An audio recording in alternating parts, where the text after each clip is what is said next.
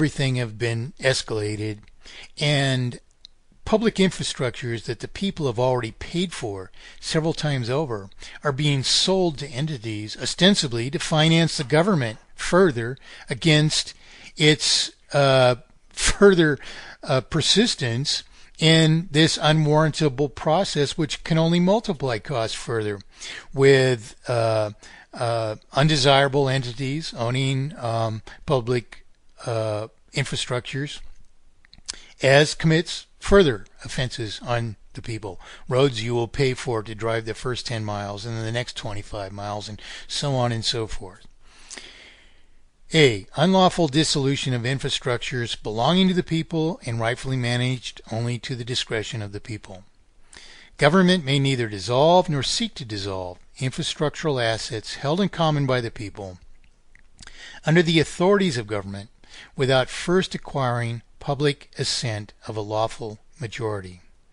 And government may only seek to do so for the purpose either of reimbursing the people or relieving eventual costs from the people for the full remaining value of duly terminated redundant infrastructures. Prior fact of illegality. B. All prior attempts to do so, by recognition of logical patterns of title and process, are hereby null and void, even if, for whatever ostensible reason, imagined exception, or leeway granted by abuse of power, any such attempt is not yet found unlawful under prior purported law. Any attempt to make any such previous sales stand without affirmation by a lawful majority, and strictly to reimburse a prior assenting people for duly terminated, redundant infrastructures by prior assent, likewise of finalized explicit means, shall be theft, however purportedly decriminalized by criminal participation or betraying grant of leeway by unauthorized government itself. Every such breach shall be severe criminal transgression of this act.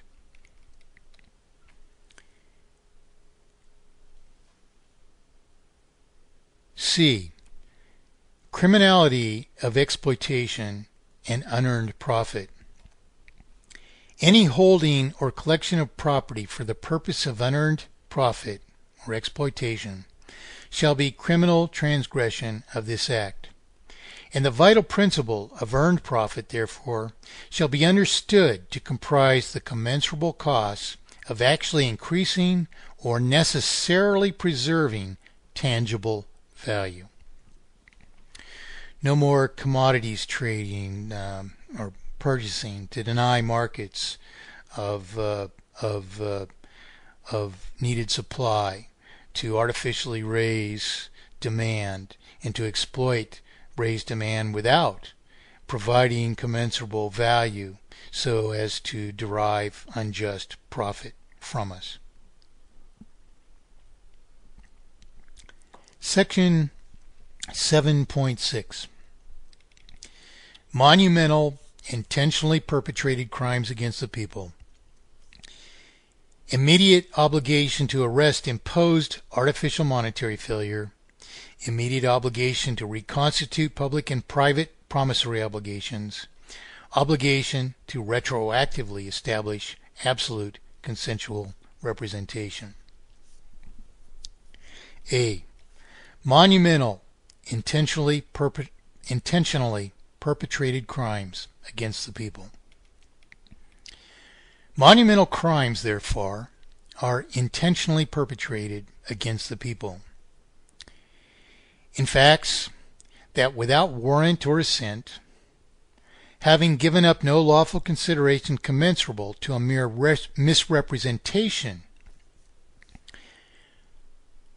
of indebtedness, which it falsifies to itself, and in effect, therefore, that by no more than a mere falsification of indebtedness in its purported creation of money, a purposed obfuscation perpetrated by a purported banking or financial system, first no more than launders principle into its ever unrightful possession.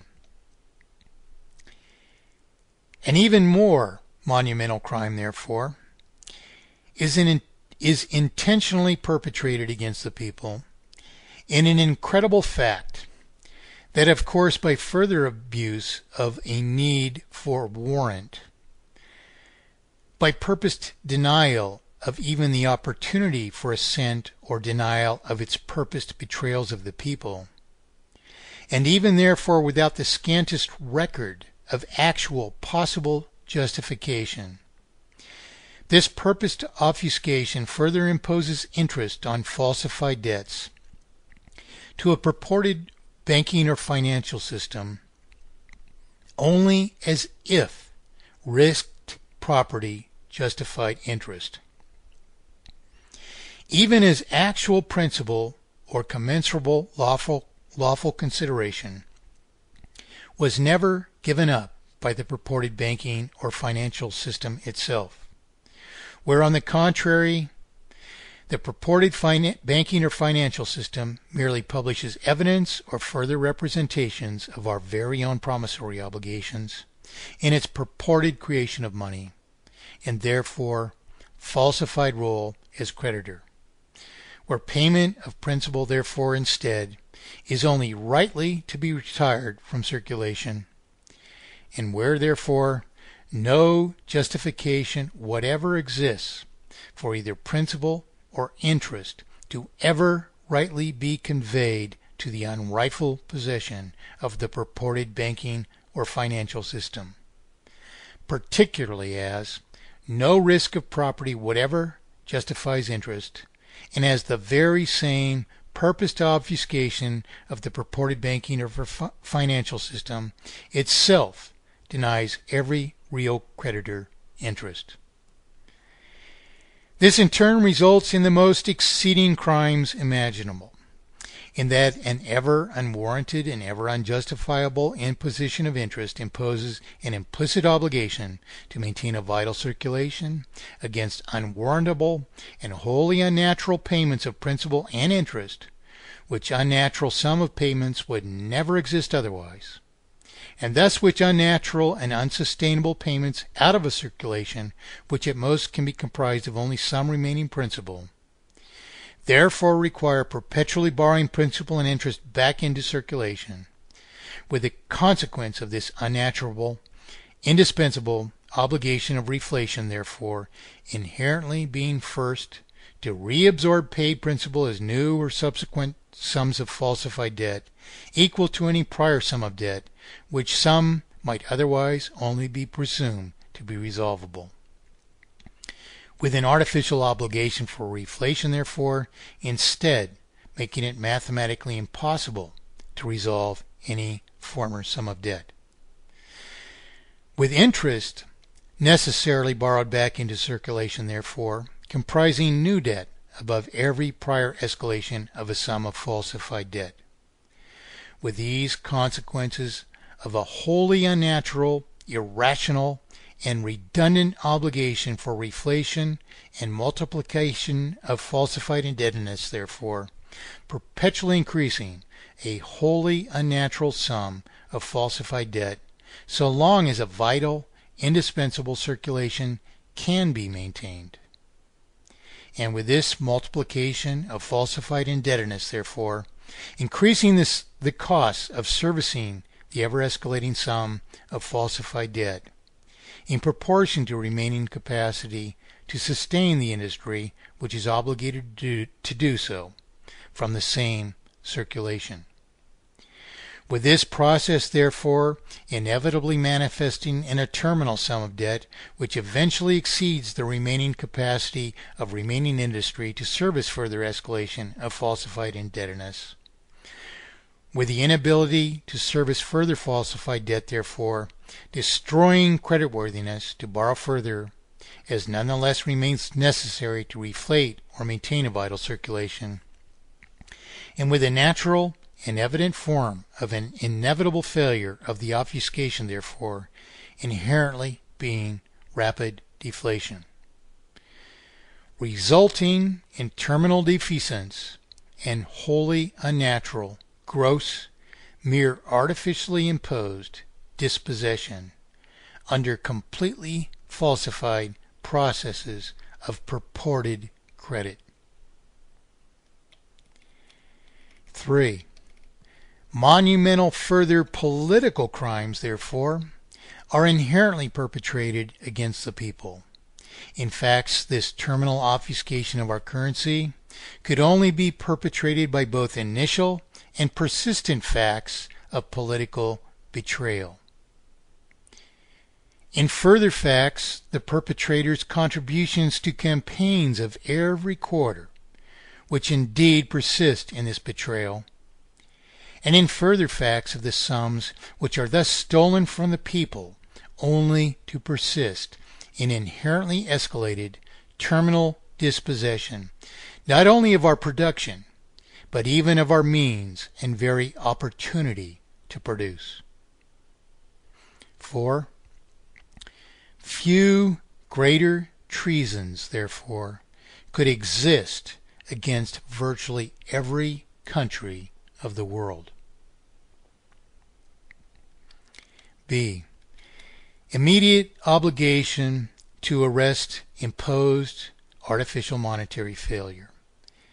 Immediate obligation to reconstitute public and private promissory obligations. As any justifiable government would have proof of justifications of these crimes against us, as none do, and as no justification can exist for unjustifiable exercises of any disposition. Nonetheless, then, an immediate obligation exists to reconstitute public and private promissory obligations, with the indispensable accomplishment of this immediate object depending upon immediate eradication of criminal governments across the world, and further depending upon an immediate reversion to consensual law and justice as prescribed by the people. C. Obligation to retroactively establish absolute consensual representation. Of necessity, then, we the people establish retroactive absolute consensual representation, not only enforcing, but prescribing and proving herein exactly how to establish an immutable currency, itself incapable of imposing offense upon anyone, itself sustaining a perpetual, unimpeded capacity to produce, itself protecting us from exploitation of just reward, itself and itself alone capable of conveying representative trade of determinably equal value, as justly determined by the only possibly truly free markets and production. Section 7.7. Reparation of damages, establishment of mathematically perfected economy, commensurable in and from a just initial state. Persistence in mathematically perfected economy amidst foreign obfuscations of currency. In other words, how do we contend with systems which do not abide by our principles, the currencies of which continually de-escalate in value? A. Necessary determination of a proper volume of circulation by observation of the only principles which achieve immutable tokenization of freely determined value. To repair damages so much as observation of necessary rules of inflation, deflation, and immutable respective tokenization of value permit, in other words, in abiding by our rules, we have to conceive of a means of restoring damages to ourselves, and we are prescribing it here. And to so sustain all just, desirable prosperity thereafter, an initial state must be established in which, without even a need for manual attendance to regulation,